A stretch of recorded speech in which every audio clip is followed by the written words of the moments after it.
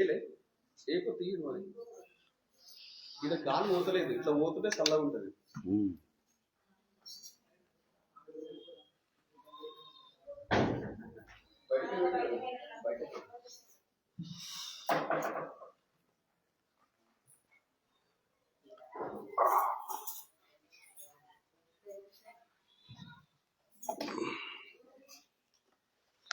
Praise the lord. Hallelujah, hallelujah.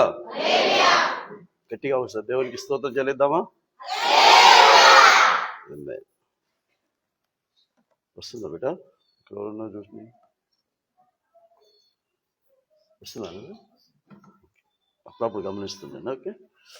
So దేవుని యొక్క అతి పరిశుద్ధమైనటువంటి శక్తి కలిగిన నామమునకు హృదయపూర్వకమైనటువంటి స్తుతులు స్తోత్రాలు చెల్లిస్తూ, మరి సమయము పోనీ యొక్క సద్వినియోగం చేసుకున్నది అని సెలవిచ్చి ఉన్నాడు. కాబట్టి ఎవరైతే సమయమును సద్వినియోగం చేసుకుంటారో వారు దేవుని దృష్టిలో ధన్యులుగా గుర్తించబడతారు, ధన్యులుగా గుర్తించబడతారు. ఆ ధన్యులకే దేవుడు అనేకమైనటువంటి కార్యాలు చేస్తానన్నాడు. ధన్యులు ఉంటారు, అన్యులు ఉంటారు. ధన్యులు అంటే ఒకటే చేసేటటువంటి వాళ్ళని ధన్యులు అంటారు. ఒకదాన్ని మాత్రమే చేసేటటువంటి వారిని ధన్యులు అని అంటారు. ఒకటికి కలిపి చేసేటటువంటి వారిని అన్యులు అని అంటారు. ఉదాహరణకి అపోస్తలుల కార్యం 2వ అధ్యాయంలో, వద్దాం తీసే అవసరం లేదు, 1వ అధ్యాయంలో వారు పరిశుద్ధాత్మను పొందుకుంటారు కదా. మొట్టమొదటిసారి యేసుక్రీస్తు ప్రభుల వారు తండ్రి దగ్గరికి వెళ్ళి పరిశుద్ధాత్మను పంపిస్తాడు.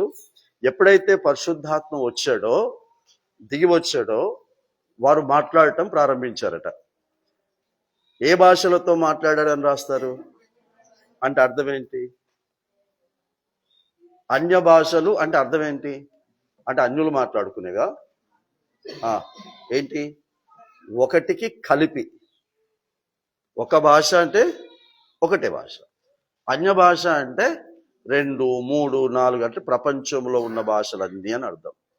ఇప్పుడు క్రైస్తవేతరులను మనం ఏమంటాం? క్రైస్తవేతరులను అన్యులు అంటాం కదా. అన్యులు అంటావా నువ్వు? అన్యజాతి వారు. మనం అందరం కూడా అన్యుల్లో నుంచి వచ్చినటువంటి వారం కదా. అన్య విగ్రహారాధనలో నుంచి మనం వచ్చినటువంటి వాళ్ళం. అంటే అన్యుల్లో నుంచి అంటే ఒక దేవునికి ఇంకొక దేవుని కలిపేటటువంటి వారు. అర్థమైంది ఇప్పుడు మీకు? ఒకే దేవుడు కలిగిన వారు ధన్యులు, 1+ కలిగినటువంటి వారు అన్యులు. మరి ఈ రోజున ఈ వాక్యం వింటున్నప్పుడు మరి నీవు అన్యురాలిగా వింటావా, అన్యుడిగా వింటావా? అన్యుడిగా నిన్ను నువ్వు గుర్తించుకుంటావా, ధన్యుడిగా నిన్ను నువ్వు గుర్తించుకుంటావా? సో మనకంటూ ఒకటే ఒక దేవుడు ఉన్నాడు. ఇక్కడ ఎంతమందికి ఒకడే దేవుడు ఉన్నాడు?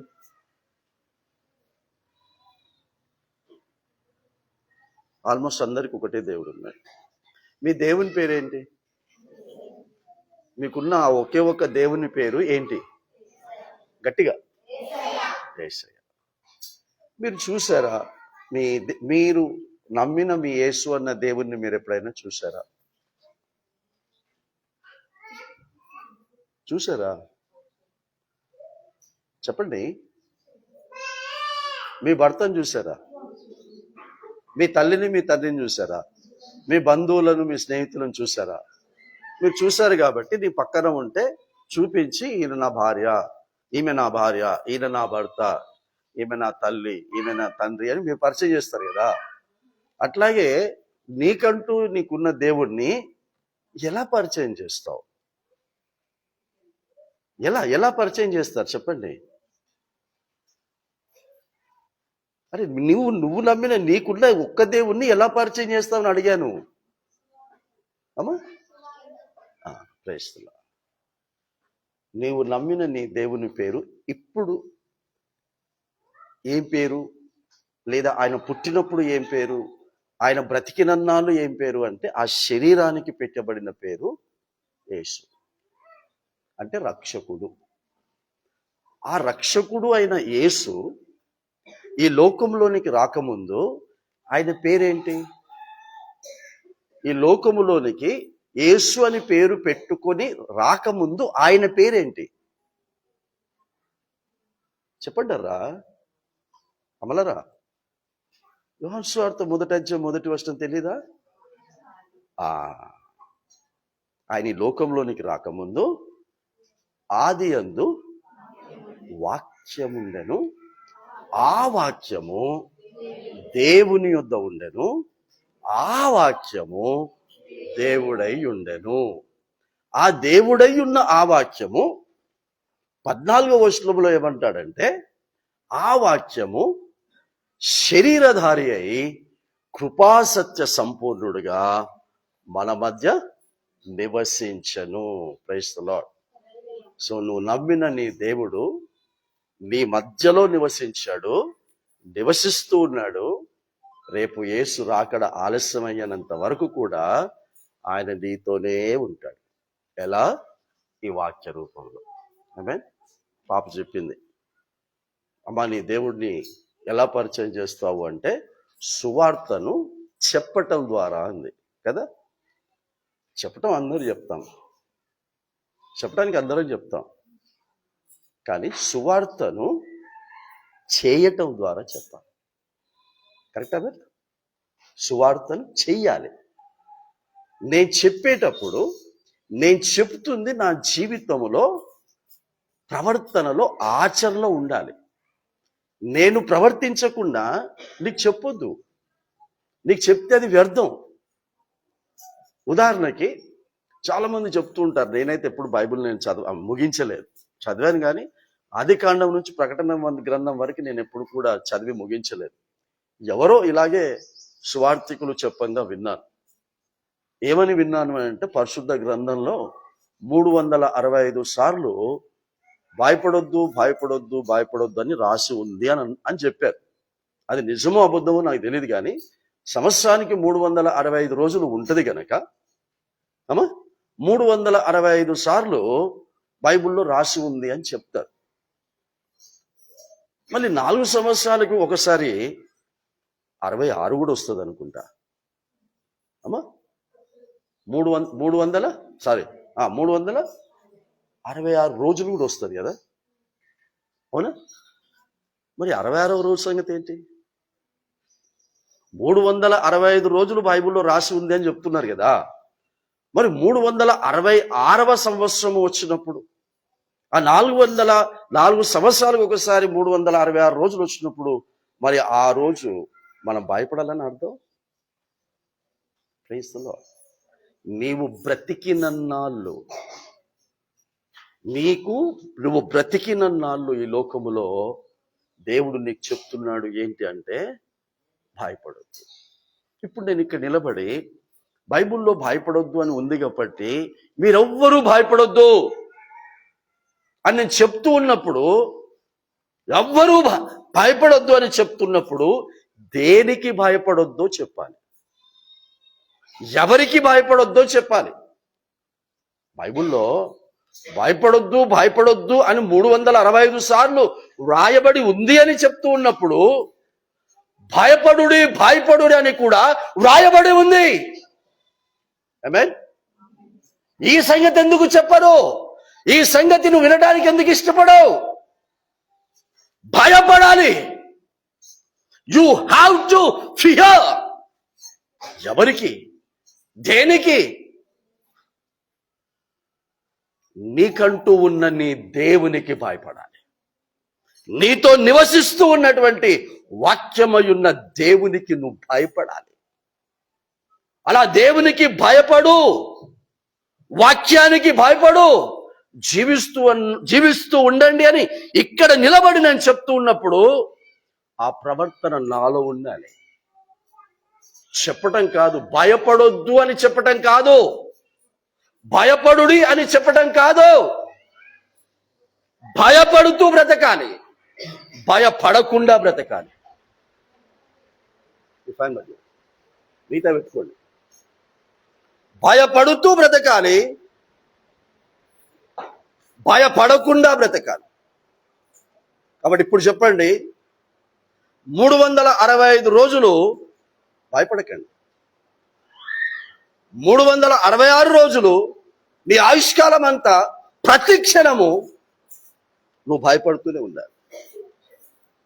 ఏ వాక్కు అయితే నిన్ను చెయ్యకూడదు అని చెప్పాడో దాన్ని చెయ్యకుండా ఉండటానికి భయపడుతూ ఉండాలి. క్రైస్తవులో దేవుడు మొట్టమొదట మానవులను చేసుకున్నప్పుడు, అమ్మా వినండి, దేవుడు మొట్టమొదట స్త్రీని పురుషుణ్ణి చేసుకున్నప్పుడు ఆ స్త్రీకి ఈ పురుషునికి దేవుడు పెట్టినటువంటి పేరు నరులు. పురుషునికి నరుడు అన్నాడు, స్త్రీని కూడా నరుడు అని అన్నాడు. నారుడు అన్నా నారి అన్నా ఒకటే. రండి మన పోలిక చొప్పున మన స్వరూపములో నరులను చేద్దాము అన్నాడు, మనుషులను చేద్దాము అనలేదు. కాబట్టి ముందు నరుడు అయినటువంటి పురుషుణ్ణి చేసిన తర్వాత, లేదా నరుడు లేదా నారి అన్నటువంటి స్త్రీని చేసిన తర్వాత, ఆ స్త్రీని ఈ యొక్క పురుషుని దగ్గరికి తీసుకొని వచ్చినప్పుడు పురుషుడు పెట్టుకున్నటువంటి పేరు భార్య లేదా స్త్రీ. అర్థమైందా? కానీ దేవుడు పెట్టిన పేరు నరులు. రండి మన పోలిక చొప్పున మన స్వరూపంలో నరులను అంటే ఇప్పుడు నరులు ఎవరు అని అర్థం? అమ్మా మీకు వింటే వాక్యం అర్థం అవుతుంది, వినకపోతే మీకు వాక్యం అర్థం కాదు. పడుకోవాలనుకున్నటువంటి వారు దయచేసి, నిద్రొస్తున్న వాళ్ళు దయచేసి, మొహం కడుక్కున్నా కూడా నాకు నిద్ర వస్తుంది అని అనుకున్న వాళ్ళు అయ్యగారి యొక్క పర్మిషన్తో మిమ్మల్ని 2 చేతులు జోడించి విన్నవించుకుంటుంది ఏంటంటే, మీరు ఇంటికి వెళ్ళి పడుకోవచ్చు. మీరు ఇల్లు దూరం లేవు గనక, చాలా దగ్గరే ఉన్నాయి గనక మీరు వెళ్ళి ఇంటికి వెళ్ళి పడుకోవచ్చు. అయ్యగారిని పర్మిషన్తో చెప్తున్నా. దేవునికి స్తోత్రం. అయ్యగారు నన్ను క్షమించాలి, మీరు కూడా క్షమించాలి. ఎందుకంటే ఇక్కడికి వచ్చింది నిద్రపోతున్నటువంటి దేవుణ్ణి ఆరాధించడానికి రాలేదు. మత్తుగా ఉండే దేవుడు కాదు మన దేవుడు, కులికక నిద్రపోని దేవుడు. మరి నువ్వు ఆరాధించే దేవుడు ఒక్కడే దేవుడు అయినప్పుడు ఆ దేవుడు ఎప్పుడు కూడా కునుకడు బిడ్డ, ఇట్లా కూడా కునుకోడు. మరి నీతో ఉన్నోడు కునుకనప్పుడు నువ్వు బిడ్డ అంటే నువ్వు కునుకుతున్నావు అంటే నీ దేవుడు యేసు కాదు, నీ దేవుడు వాక్యం కాదు, నీ దేవుడు ఇంకోడో ఉన్నాడు. అది ఏం పేరు పెట్టుకుంటాం? మీరు వాక్యం ధ్యానించినప్పుడు పెట్టుకుందాం. నరులు అంటే అర్థం ఏంటంటే పరిశుద్ధులు అని అర్థం.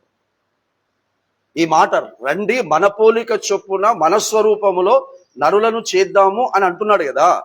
అంటున్నాడు అన్నటువంటి ఆ వ్యక్తి ఎవరు? ఇప్పుడు పరిశుద్ధులే కదా. నేను పరిశుద్ధులను గనక మీరును అంటే ఆదామును ఇప్పుడు పరిశుద్ధునిగా, హవ్వను ఇప్పుడు పరిశుద్ధురాలిగా చేశాడు. ఎవరైనా బైబుల్ చదవకుండా, బైబుల్ తీయకుండా 9వ కీర్తన 2వ వచనం చెప్తారా? సౌలు గోలే ఎప్పుడు క్రైస్తవులు చనిపోతే వాళ్ళ సౌలు గోలేదా బిడ్డ? సమాధి కార్యక్రమం వేదా? అక్కడ జనరల్గా ఎక్కువగా ఉపయోగించే పదం ఏంటంటే, మనుష్యులను నువ్వు మట్టికి మార్చుచు ఉన్నావు, నరులారా తిరిగి రండి అని నువ్వు పిలుస్తూ ఉన్నావు. క్రైస్తవులో నీవు నమ్మిన నీ దేవుడు నిన్ను పిలుస్తూ ఉన్నాడు. చనిపోయిన తర్వాత బ్రతికుండగా ఎంత పిలిచినా కూడా రావు, బ్రతికుండగా ఎంతగా పిలిచినా కూడా నువ్వు రావు. ఆల్ నైట్ ప్రేయర్ ఉందమ్మా రండి అంటే ఇందులో సగం మంది కూడా రారు. ఉపవాస ప్రార్థన ఉంది రండి అమ్మ అంటే ఇందులో పావు కూడా రారు. మరి బ్రతికుండగా రండి రండి అని పిలిచినప్పుడు నువ్వు రానప్పుడు, నువ్వు చనిపోయిన తర్వాత ఆ పిలుపు నీ కొరకు అనుకుంటే నీ అంత నా అంత మూర్ఖురాలు ఉండరు. నరులారా తిరిగి రండి అంటున్నాడంటే పరిశుద్ధులారా తిరిగి రండి. పరిశుద్ధులు అంటే అర్థము పరిశుద్ధ లేఖనముల ప్రకారముగా జీవించి మరణించిన వారు అని అర్థం. ఇదేం గ్రంథం? ఎవరు అపరిశుద్ధ గ్రంథం అంటున్నారు. ఇదేం గ్రంథం? మళ్ళా అపరిశుద్ధ గ్రంథం అంటారు. అపరిశుద్ధ గ్రంథమా? ఏ గ్రంథం పెట్టింది? మెడికల్ పుస్తకాన్ని చదువుకొని ఏమవుతారు? మెడికల్ పుస్తకాలు చదువుకున్న వాళ్ళు ఏమవుతారు బిడ్డ? డాక్టర్లు అవుతారు. అప్పుడు నాకంటే మీకే బాగా తెలుసు. ఈ యొక్క ఏమంటారు, లాకు సంబంధించినటువంటి పుస్తకాలు చదువుకున్న వాళ్ళు ఏమవుతారు? లాయర్లు అవుతారు. ఇక మీరు వేరే ఏం అడగను. ఇక పరిశుద్ధ గ్రంథాన్ని చదువుకున్న వాళ్ళు ఏమవుతారు? క్రైస్తవులు అవుతారా? అయినరా? ఎవరు అంటుర్రు అవుతున్నాము అంటుండ్రు. మంచిదే, నువ్వు అవుతూ ఉన్నావు కూడా మంచిదే. కానీ నువ్వు అయిపోయే లోపు యేసు రావాలి, లేదా నీ సావు రావాలి. అర్థమవుతుందా? నువ్వు పరిశుద్ధునివి, పరిశుద్ధురాలివి అవుతూ ఉన్నప్పుడు నీకు మరణం వచ్చింది అనుకో. నువ్వు పరిశుద్ధురాలివి, పరిశుద్ధునివి అవుతూ ఉన్నప్పుడు యేసయ్య వచ్చాడు అనుకో, నీకు వచ్చే లాభం ఏం లేదు. నువ్వు పరిశుద్ధురాలివి, పరిశుద్ధునివి అయిపోతేనే నీ చావు లేదా నా చావు. పరిశుద్ధురాలిగా మరణించినటువంటి ఓ ప్రియ బిడ్డ, నువ్వు రా అంటాడు ప్రభు. మరి నా శరీరం సంగతి ఏంది అంటే, అది మనిషి శరీరం అనేది మనిషి. దాన్ని మట్టికి మార్చుకుంటారు, దాన్ని సమాధి చేసేస్తారు. దాని గురించి మనకు ఆలోచన ఉండదు. నిన్ను ఎక్కడ తీసుకుపోయి పొందబెట్టిర్రు, కాల్ చేసిర్రా, లేకపోతే మట్టిలో పూడ్చిండ్రా, ఇవేవి నీకు సోయి ఉండదు. నీకు ఉండేదానిలో ఒకటి, ఆ పిలుపు నీకు వినబడితే నువ్వు ధన్యురాలివి, ఆ పిలుపు నీకు వినబడకపోతే నువ్వు అన్యురాలివి, అన్యుడు. ఈ ఒక మాటను మనము గుర్తు చేసుకుంటూ, నిజముగా ఈ దేవుడు నీకు ఇమ్మానుయేలు దేవుడుగా ఉన్నాడా? మీరు యేసు అని పేరు పెట్టారు, కానీ బైబిల్లో ఆయనకి ఇంకో పేరు కూడా పెడతారన్నారు. ఎందుకంటే యేసు అన్న పేరు కేవలం 33.5 సంవత్సరాల వరకు మాత్రమే. యేసు అన్న పేరు 33.5 సంవత్సరాల వరకు మాత్రమే. నా పేరు ఏంటమ్మా ఇప్పుడు? అమ్మ, నా పేరు తెలిసిన వాళ్ళు ఎంతమంది ఉన్నారు? కాస్త చేయలేపండి అమ్మా. ఎవరో తోక పేరే చెప్తురు అమ్మా. తోక నడుము కలిపి చెప్పిరు పేరు, తలకాయ పేరు చెప్పలే అమ్మా. ఎంతమంది దగ్గర పాటల పుస్తకం ఉంది? పాటల పుస్తకాలు ఉన్న వాళ్ళు తెరవండి. వెనకాల కానీ లేకపోతే ముందు పేజ్ కానీ తెరవండి. ఏం పేరు ఉందమ్మా? కొత్త వరప్రసాదం ఉందా? ఏమని ఉంది అమ్మా?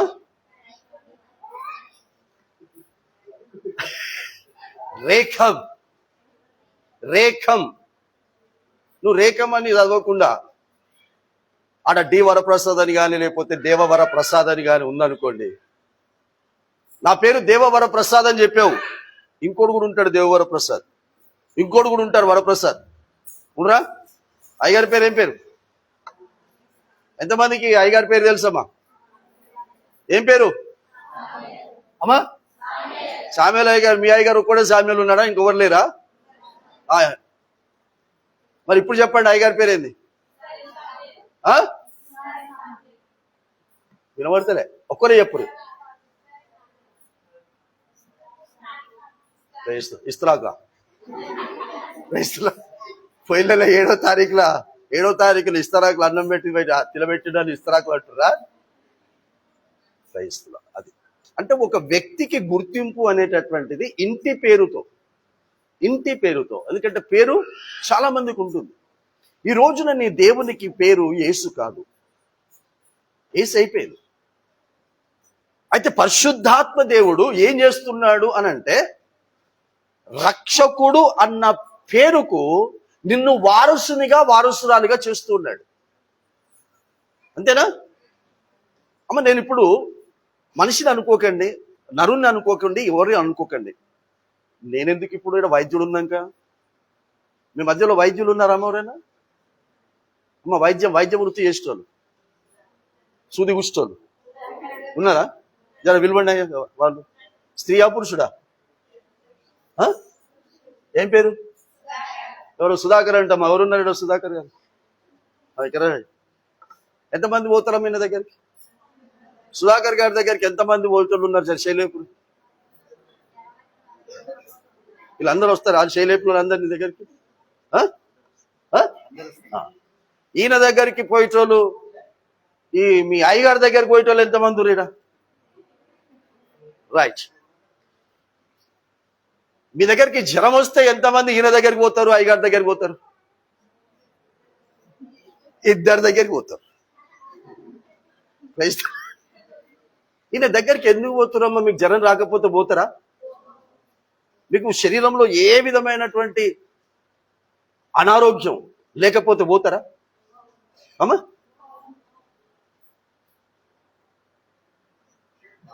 బంద్ చేసుకో, లాకేసేసుకో ఇక. ఇప్పుడు నేను అనేది ఏంటంటే, ఈయన వైద్యుడిగా గుర్తింపు పొందుతున్నారు, ఈయన దగ్గరికి వెళ్తూ ఉన్నారు. నేనేమో ప్రార్థన చేస్తున్నాను, ప్రభువా నాకు ఇచ్చినటువంటి సంఘస్థులు ఎవ్వరు కూడా అనారోగ్యంగా ఉండకూడదు ప్రభువా. క్రైస్తవులు అరికాలు మొదలుకొని నడినెత్తి వరకు ముట్టు, వారికి సంపూర్ణ స్వస్థత ఇవ్వు, బ్రతికినంత కాలం ఆరోగ్యంగా బ్రతకాలి, ఆరోగ్యంగా చావాలని నేను ప్రార్థన చేస్తున్నాను. అయ్యగారు ప్రార్థన చేస్తున్నాడు. ఈ ప్రార్థన అయిపోయిన తర్వాత నేను అయ్యగారు బయటికి పోయి ఆ కార్ స్టార్ట్ చేసే సమయానికి ఈయన వచ్చాడు. మీరు చెప్పారుగా పేరు, ఈయన వచ్చాడు. మీ ప్రార్థన గన పుసుక్కున మీ ప్రార్థన ఇని సంఘస్థులందరికీ గనక ఏ రోగం రానియకుండా అందరికీ ఆరోగ్యం ఇస్తే నా కుటుంబం ఎలా? నా కుటుంబానికి తిండి ఎట్లా దొరుకుతుంది అని మాతో పంచాయతీ పెట్టుకోండు. ఇప్పుడు మీ కొరకు ప్రార్థన చేయమంటారా వద్దంటారా? మరి ఆయన పోషణ సంగతి ఏంది? మీరు పోయి పెడతారా? మీరు బట్టలు కొనిస్తారా? పిల్లలకి ఫీజులు పెడతారా? అందుకే ఆలోచన కలిగి మనం ఉందాము. నేను ఇదంతా ఎందుకు చెప్తున్నాను అని అంటే, నీకు వాక్యం అర్థం కావడానికి చెప్తున్నాను. నీ దేవుడు పేరు ఏ పేరైనా నువ్వు అనుకో, కానీ ఒక పేరు మాత్రం బైబిల్లో రాసినటువంటి పేరు ఇమ్మానుయేలు, అనగా భాషాంతరముగా దేవుడు మనకు తోడై ఉన్నాడు. క్రైస్తవులో నీ దేవుని పేరు నీతో ఉన్నవాడు. మా నాయన చనిపోయాడు, మా అమ్మ చనిపోయింది. వాళ్ళు ఇప్పుడు నాకు తోడుగా ఉన్నారు అని చెప్తే మీరేమంటారమ్మా? మా అమ్మ మా నాయన నాకు తోడుగా ఉన్నారు అని అంటే మీరేమంటారు? ఆ చచ్చిపోయి బోయి కూడా బొందలు ఉంటే, ఆ చచ్చిపోయి బోయి కూడా బొంద పెడితే ఇంకా నీకు తోడుగా ఉన్నారంటవేమే అని అంటారు మీరు. కానీ నా దేవుడు అంటున్నాడు, బ్రతికుండగా నీకు తోడుగా ఉండవాడిని, చనిపోయిన తర్వాత కూడా నీకు తోడుగా ఉండేవాడిని. Praise the Lord. నువ్వు చనిపోయిన తర్వాత కూడా నీతో ఇప్పుడు ఉన్నాడన్న దేవుడు చనిపోయిన తర్వాత కూడా నీతో ఉండాలనుకుంటే ఈరోజు వర్తమానము నీకే. చనిపోయిన తర్వాత కూడా ఇమ్మానుయేలుగా ఈ దేవుడు నాకు తోడుగా ఉండాలి అనుకున్నటువంటి వారు మాత్రమే దయచేసి వాక్యం వినడానికి సిద్ధపడండి. మిగతా వారు పాడుకుంటే పాడుకోండి, మిగతా వాళ్ళు ఏం చేసుకుంటే వాళ్ళు చేసుకోండి, నాకు అభ్యంతరం లేదు. కానీ నాకు ఇప్పుడు ఎప్పుడు ఎల్లప్పుడూ ఇమ్మానుయేలుగా ఉండాలి. ఆయన బ్రతికున్న వారికి మాత్రమే దేవుడు కాదు, పుట్టబోతున్నటువంటి వారికి దేవుడే, బ్రతుకుతూ ఉన్నటువంటి వారికి దేవుడే, చనిపోయేటటువంటి వారికి కూడా దేవుడే. కాబట్టి చనిపోతున్నటువంటి వ్యక్తులను అంటున్నాడు, చనిపోయినటువంటి వ్యక్తులను అంటున్నాడు. మనము చెప్తున్నాడు, అయ్యగారేమో భూస్థాపిత కార్యక్రమం చేయటానికి ఇదిగో మట్టికి మన్నుగాను, ధూళికి ధూళిగాను, ఇదిగో ఈ వ్యక్తిని నేను అప్పగిస్తూ ఉన్నానని ఈ వ్యక్తి అంటుంటే, ఈ పాస్టర్ గారు అంటూ ఉంటుంటే ఆయన అంటున్నాడు రా, ప్రైజ్ ది లార్డ్, రా, తిరిగి రా. చనిపోయిన వ్యక్తిని పిలుస్తున్నాడు, కమ్. చనిపోయిన వ్యక్తిని భార్య అంటుంది, శవాన్ని ఎప్పుడు తీద్దాం? భర్త అంటున్నాడు, శవాన్ని ఎప్పుడు తీసేద్దాం? తల్లిదండ్రులు అంటున్నారు, శవాన్ని ఎప్పుడు తీసేద్దాం? పోయిన వారంలో ఒక వ్యక్తి ఇక్కడ మన మెదక్లో మా చుట్టాలు ఒకరు చనిపోయారు. ఆ వార్త మాకు వచ్చింది. అందరూ అడుగుతూ ఉన్నారు, ఆ ఫోన్ చేయగానే వెంటనే అడుగుతున్నారు. ఏమడుగుతున్నారంటే, సమాధి కార్యక్రమం ఎప్పుడు? ఈ రోజే తీస్తానన్నారు అని చెప్పారు. సరే అని ప్రయాణమే వస్తూ ఉన్నాం. ప్రయాణమే వస్తూ ఉంటుంటే 1 గంటకు 2 గంటలకు మళ్ళీ ఫోన్ చేస్తున్నాం, మేమే చేస్తున్నాం. ఏమని?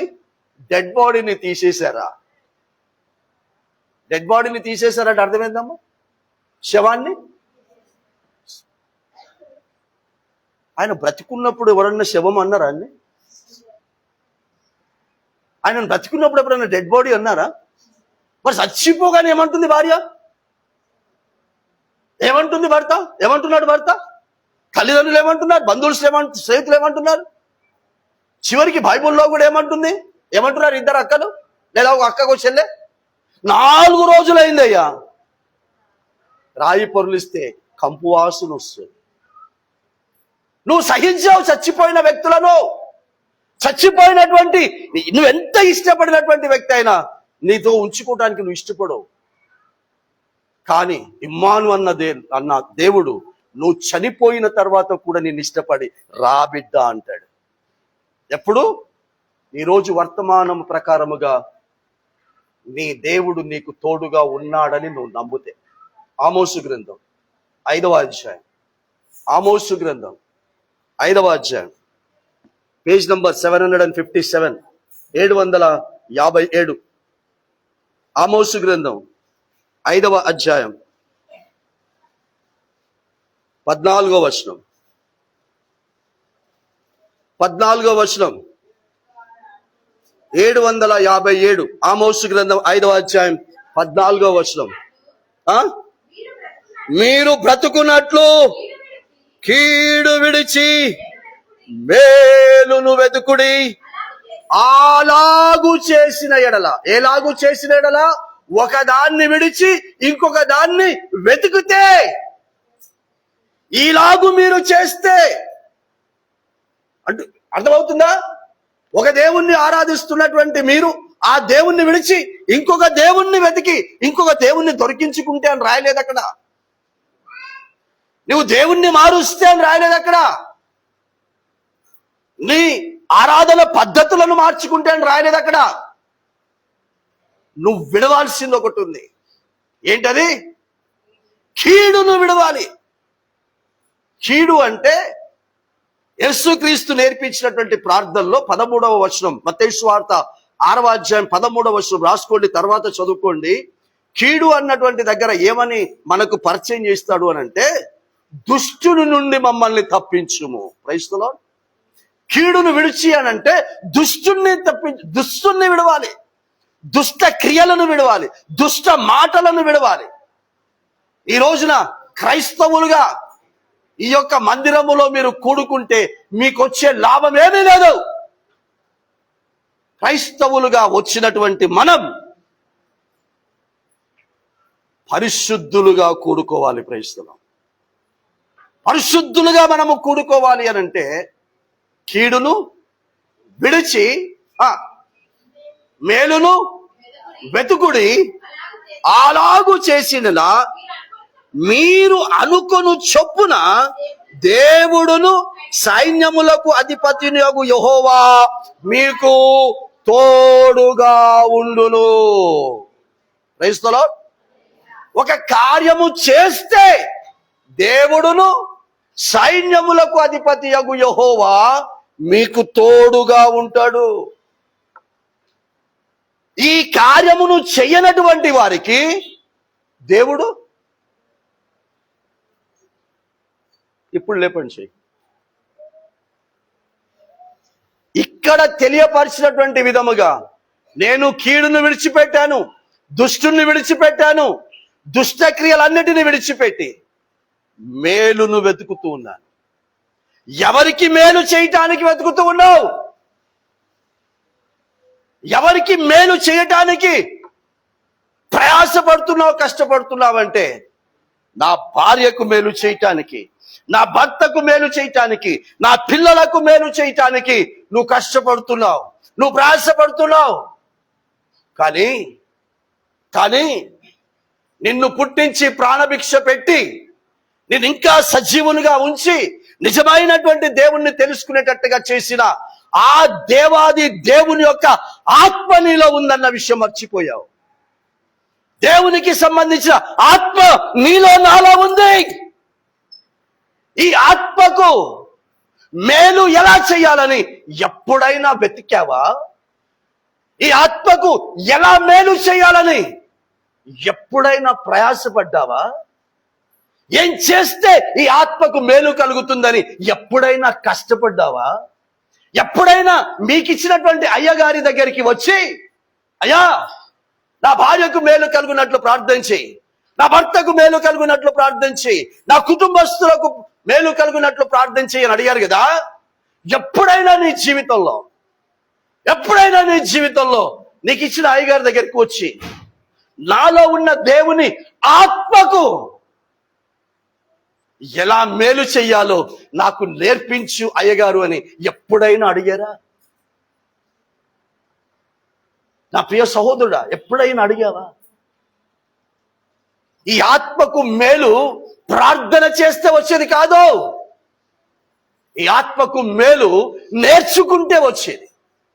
నేర్చుకున్న దాన్ని ఆచరణలో పెడితే వచ్చేది ఆత్మకు మేలు. అందుకే మీరన్నింటి కొరకు ప్రార్థన చేసుకోకండి. నాకు డబ్బు కావాలి ప్రభువా, డబ్బు కావాలి ప్రభువా అని అంటే, ఆకాశంలో నుంచి ఎప్పుడైనా ఎవరికైనా డబ్బు కురిపించాడా? నాకు తిండి కావాలి ప్రభువా, తిండి కావాలి ప్రభువా అంటే ఇజ్రాయిలకు పరలోకములో నుంచి మన్నాను కురిపించాడట. అలా ఎప్పుడైనా మీకు కురిపించాడా? సరే కురిపించాడు. కురిపిస్తే ఏ పూటకు ఆ పూట తినమన్నాడా? తీసుకుపోయి స్టోర్ చేసుకోమన్నాడా? ఇప్పుడు నీకు డబ్బులు గుమ్మరిస్తే, ప్రభా నాకు డబ్బులు కావాలన్నా కానీ నీకు డబ్బులు గుమ్మరించాడు అనుకో, ఏం చేసుకుంటావు? తీసుకుపోయి స్టోర్ చేసుకుంటావు. ఎప్పుడైతే నువ్వు స్టోర్ చేసుకున్నావో అప్పుడే స్టోర్ చేసుకుని అనుమానం పెట్టి తాళం వేసి బయటకు వచ్చినావు అంతే. వసే వెరివాడా, వసే వెరిదానా, ఈ రాత్రి నీ ప్రాణం అడుగుతున్నానే అన్నాడు. ఏం చేసుకుంటావు బేట? అందుకే విడవవలసిన దాన్ని విడిచిపెట్టాడు. నేను ఇక మళ్ళీ దుష్టునికి సంబంధించినవి ఏంటో మీకు చెప్పే అవసరం లేదు. మీకంటే బాగా ఎవరికి తెలియదు. ఏంది? ఏమేమి విడిచిపెట్టాలో, ఏమేమి నీ జీవితంలో ఉండకూడదో నీకు తెలిసినంత ఎవ్వనికి కూడా తెలియదు. మీకు తెలిసినంత ఎవ్వనికి తెలియదు. నేను ఏమేమి విడిచిపెట్టి నేను నమ్మిన నా దేవుడు పరిశుద్ధ గ్రంథం ద్వారా నాకు బోధించాడో నాకు తప్ప ఎవరికి తెలియదు. అయినా సరే ఏ ప్రవర్తనను విడిచిపెట్టమన్నాడో ఆ ప్రవర్తనను విడిచిపెట్టి సావను కదా. విడిచిపెట్టమన్న దాన్ని విడిచిపెట్టి సావా? అది నాతో పాటే విడిచిపెట్టుమన్న ప్రవర్తన నాతో పాటే వస్తుంది. కానీ అది దాన్ని చంపి దాని విషయంలో చచ్చిపోయి కొన్ని దినములు మేలును వెతుక్కొని ఆ మేలు నా జీవితములో అన్వయించుకొని నేను చావాలని నా దేవుడు కోరుకుంటున్నాడు. Praise the Lord. నీవు నమ్మిన నీ దేవుడు కోరుకుంటున్నాడు. ఇలా గనక నీవు బ్రతికితే దేవుడును సైన్యములకు అధిపతియగు యెహోవా నీకు తోడుగా ఉంటాడు. రెండవది, తోడుగా ఉన్నవాడు నిన్ను కనికరించాలి కదా. అవుమా? ఇక్కడ ఎంతమంది ఇది అడిగితే బాగుండదు. మీరే సార్, నేను అడుగుతాను కానీ మీరేం చేయలేపకండి. స్త్రీలు ఉన్నారు కదా ఇక్కడ, మీరు పెళ్ళిళ్ళు చేసుకున్నారు. మీ ఒంటి మీద కోపముతో ఎప్పుడు కూడా నన్ను కొట్టలేదు నా భర్త అన్నవాళ్ళు చేయలేపకండి. మీరే ప్రశ్నించుకోండి.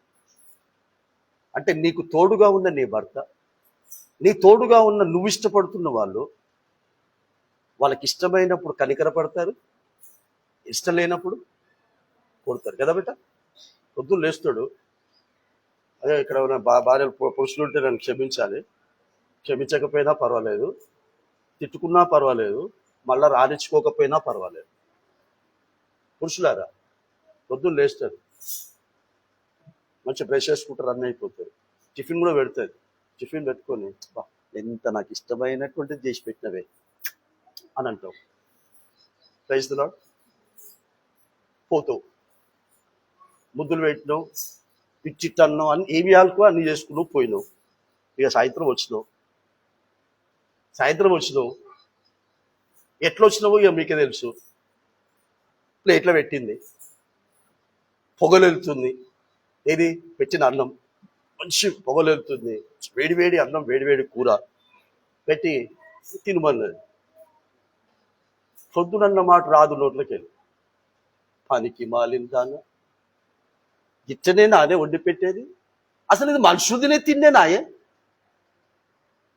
అని ఆ ప్లేట్లో ఉన్నటువంటి తిండి ఎట్లా వచ్చిందో, ఎంత కష్టపడిందో, నువ్వెంత కష్టపడి సంపాదించి తెచ్చావో అన్ని మర్చిపోయి ఏడుల మందంతో క్రైస్తలో కాలుతోటి దాందంతో చేతితోటి పొద్దులో ముద్దు పెట్టుకున్న చెంపను కొడుతుంది. ఏమే అంటే నీ తోడు ఉన్నవాడు నిన్ను అన్ని వేళలా కనికరించడం లేదు. నీ దేవుడు కూడా నిన్ను కనికరించాడు. క్రైస్తలో గుర్తుపెట్టుకోండి, దేవుడు నాకు తోడు ఉన్నాడంటే నీ తోడు ఉన్న నీ దేవుడు నిన్ను కనికరిస్తూ ఉన్నాడా? నీకు కోపముగా తిండి పెడుతున్నాడా? కోపముగా బట్టిస్తున్నాడా?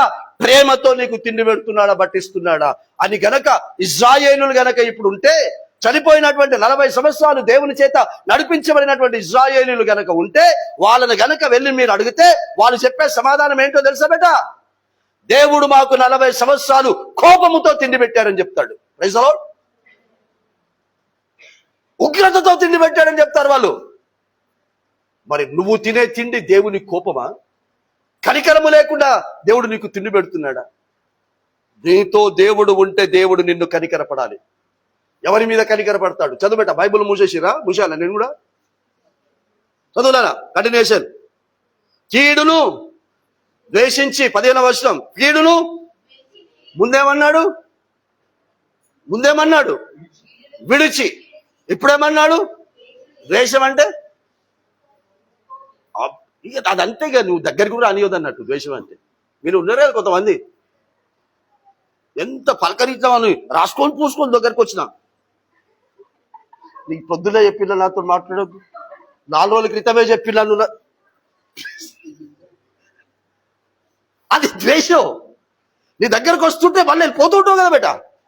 అట్లా కీడును ద్వేషించి మేలును ముందేమన్నాడు? మేలును వెతుక్కోండి అన్నాడు. ఇప్పుడు వెతుక్కున్న తర్వాత దొరికిందంట. దొరికిన తర్వాత ఏం చేయమన్నాడు? ప్రేమించి గుమ్మములలో న్యాయమును స్థిరపరచుడి. ఒకవేళ దేవుడు సైన్యములకు అధిపతియగు యెహోవా యోసేపు సంతతితో శేషించిన వారిని కనికరించును.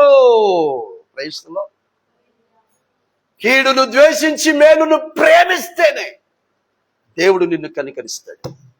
క్రైస్తవులో లేకపోతే నిన్ను కనికరించలేదు. తోడుగా ఉన్నాడన్న భ్రమలో ఈ ఆలయంలో క్రైస్తవులుగా కూడుకున్నారేమో. దేవుడు నన్ను కనికరిస్తున్నాడు అన్న భ్రమలో ఈ ఆలయంలో నువ్వు కూడుకున్నావేమో. ఈ కూడుకున్నటువంటి నీతో మాట్లాడుతున్నాడు, నేను నీకు తోడుగా లేను. ఎందుకు అని అడిగావు నువ్వు. ఎందుకు నువ్వు నాకు తోడుగా లేవు అంటే, నువ్వు కీడును విడిచిపెట్టలేదు, దుష్టుని విడిచిపెట్టలేదు, దుష్ట క్రియలను నువ్వు విడిచిపెట్టలేదు. విడిచిపెట్టకుండా నువ్వు నన్ను వెతుకుతూ ఉన్నావు. నన్ను వెతకట్లేదు అనట్లేదు, మేలును వెతకట్లేదు అనట్లేదు, వెతుకుతున్నావు. కానీ విడిచిపెట్టకుండా ఆత్మకి ఎట్లా మేలు చేయాలి, ఆత్మ నరకంలో కాల్చబడకుండా ఏం చేయాలి అని నువ్వు నీటి బాప్తీసం తీసుకున్నావు. విడిచిపెట్టవలసింది విడిచిపెట్టి వెతకవలసినటువంటి ఆత్మకు మేలు చేసేటటువంటి ఈ పరిశుద్ధ వాక్యమును వెతికి దొరికించుకొని, ఇక నువ్వు విడిచిపెట్టినటువంటి దాన్ని ఎప్పుడు కూడా ప్రేమించు, దానికి దగ్గరికి కూడా రానిచ్చుకోకుండా దాన్ని అసహించుకోవాలి, దాన్ని ద్వేషించాలి. ద్వేషించి ప్రేమించాలి. ఆమేన్. అయ్యలారా, ప్రేమిద్దామా?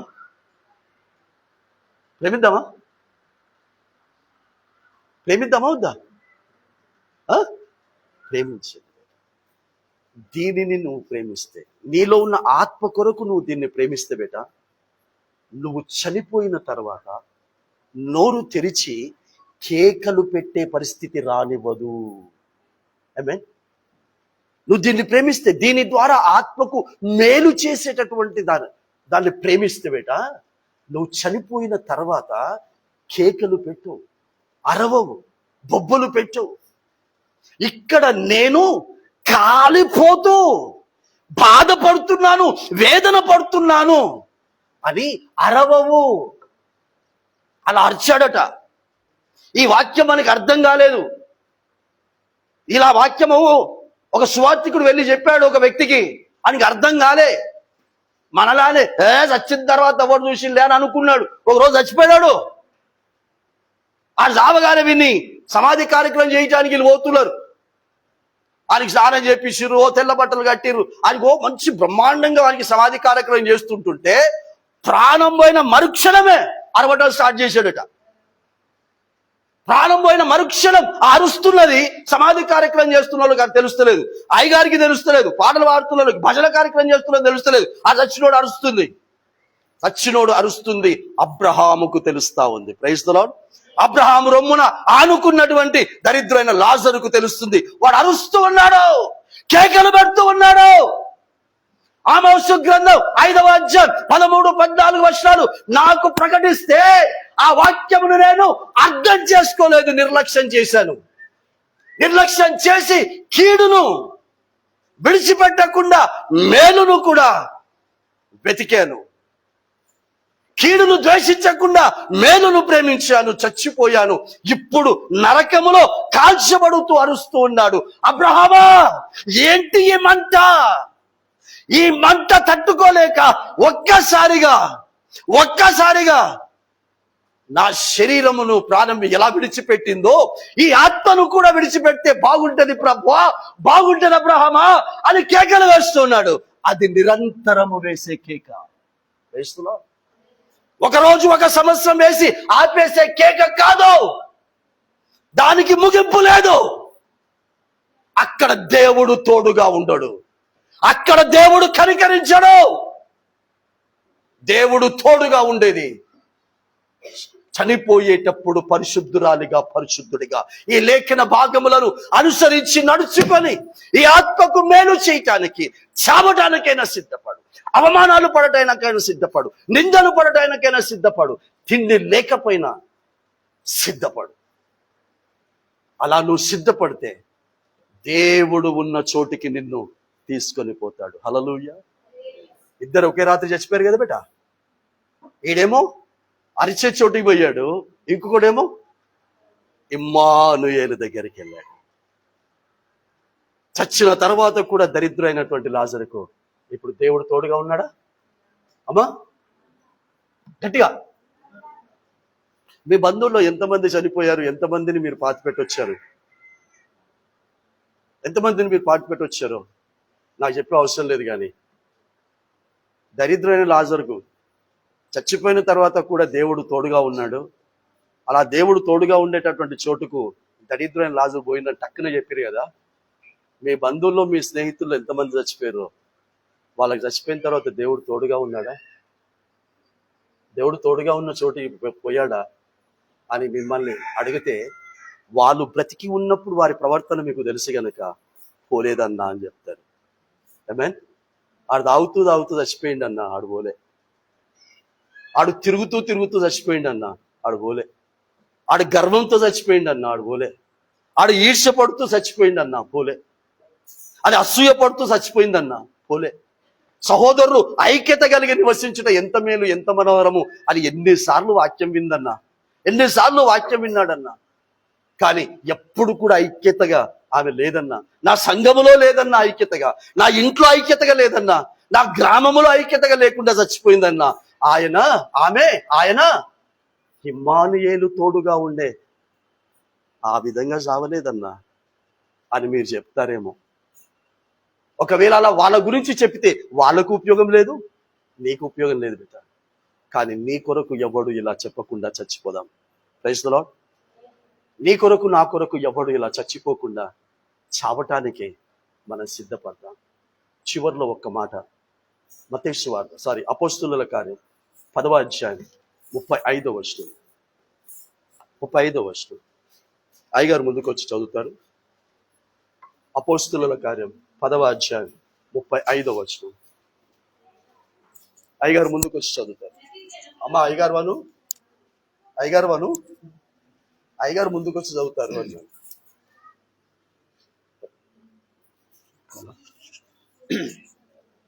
బాగా వినండి అమ్మా, అయ్యలారా అమ్మలారా.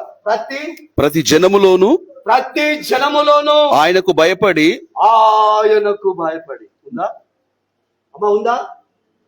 ఉందా? భయపడొద్దు అని ఉంది. ఇప్పుడు భయపడి ఎవరికి? వాక్యమయున్న దేవునికి భయపడి నీతిగా నడుచుకొని వారిని అంటే పరిశుద్ధ గ్రంథ లేఖనముల ప్రకారముగా దానిని మాత్రమే అనుసరించి నడుచుకొని వారిని ఆయన అంగీకరించును. క్రైస్తవులు, నువ్వు అంగీకరించావా లేదా? అర్థమవుతుందా? యేసును నువ్వు అంగీకరించావా లేదా? కాదక్కడ. యేసును అంగీకరించిన నిన్ను, వాక్యమును అంగీకరించిన నిన్ను వాక్యమయ్యున్న యేసు అంగీకరించాలి. పేతురు కొర్నేలి ఇంటిలో చేస్తున్న ప్రసంగం, స్టార్టింగ్ ప్రసంగం, యేసుక్రీస్తును అంగీకరించిన ఓ కొర్నేలి భార్య, ఓ కొర్నేలి కుటుంబమా, అంగీకరించారు. దేవుడు మిమ్మల్ని అంగీకరించాలంటే దేవునికి భయపడుతూ బ్రతకండి అని చెప్పాడు. దేనినైతే అనుసరిస్తూ ఉన్నారో దానిని చచ్చేంత వరకు అనుసరించి చావండి. అప్పుడు నీవు నమ్మిన నీ యేసయ్యని దేవుడు అంగీకరిస్తాడు అని చెప్పాడు. కాబట్టి యేసును అంగీకరించిన మనం దేవుడు మనల్ని అంగీకరించేటటువంటి వారిగా మన ముగింపు ఉండును గాక, ఆయన రాకడ ఉండును గాక. మన వినికిడిలో ఈ వాక్యం దేవుడి గురించి ఆశించు గాక. నాకు ఇచ్చినటువంటి అవకాశం ఉంటుంది అయ్యగారికి. ప్రార్థన చేద్దాం. అందరూ కూడా ఒకసారి మోకరించి ప్రార్థన చేద్దాం. ఎవరికి వారే కొద్ది సమయం అందరం కూడా కొద్ది సమయం